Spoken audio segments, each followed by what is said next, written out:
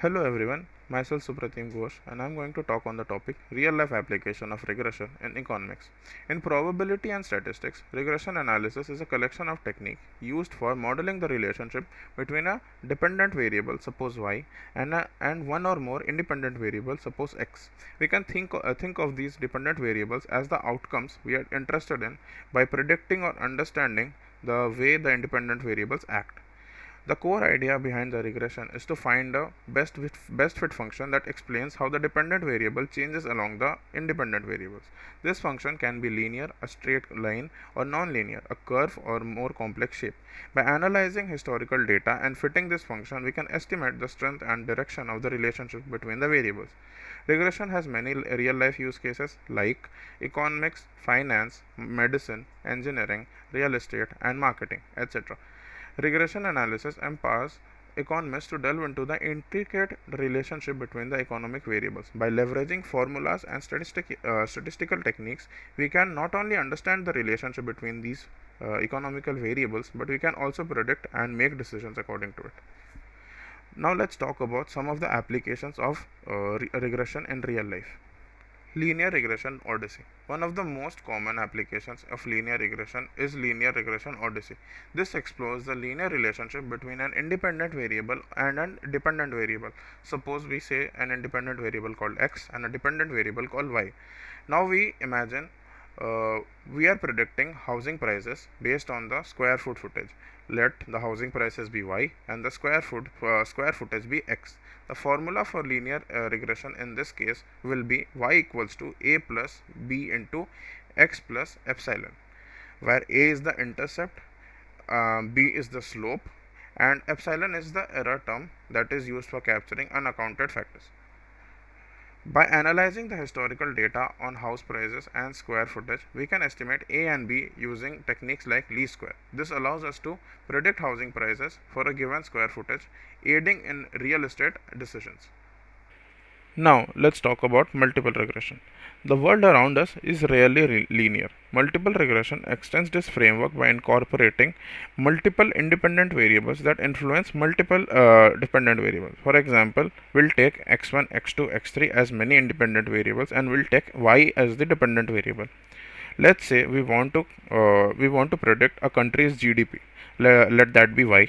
Considering factors like population, let that be x1, inflation rate, let that be x2, and foreign direct investments, let that be x3. In this situation, the formula for multiple regression becomes y equals to a plus b1 into x1 plus b2 into x2 plus b3 into x3 plus epsilon. This will continue for as many independent variables as there are. Here, b1, b2 and b3 represent the coefficient of each of the independent variable, indicating that each have a relative impact on the GDP. This allows economists to assess the influence of various factors on economic growth and accordingly formulate policies. Now we'll take the case of nonlinear regression. Economic relationships are not always linear. Nonlinear models cater to these scenarios. For instance, we'll have to use a logarithmic model when we need to examine the relationship between advertising spending and revenue from it. In this case, we'll take advertising spending as x and the revenue from it as y. In this case, we can find that the initial spending yields more higher return, but the returns diminish over time. So we need to use a logarithmic regression model for this. The formula for the regression in this case will be y equals to a plus b into ln of x plus epsilon. This allows us to have a more nuanced understanding of how advertising effectiveness changes with spending levels. Now we'll take a look at another case study for regression model that is applicable in economics.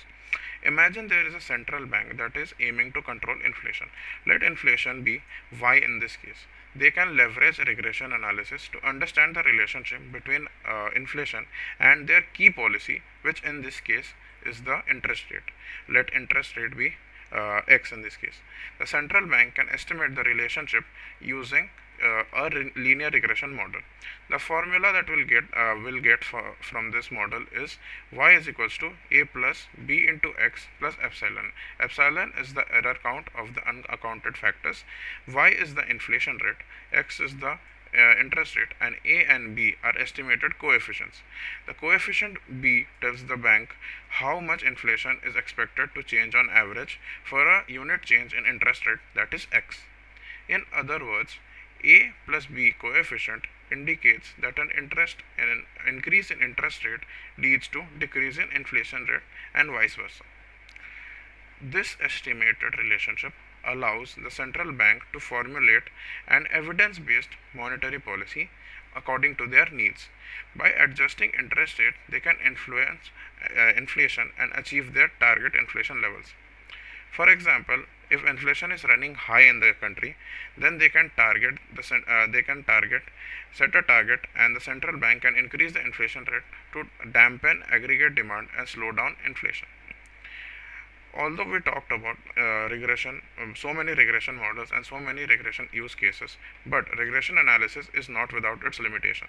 The accuracy of prediction relies on the quality of data and the model that is chosen in that use case.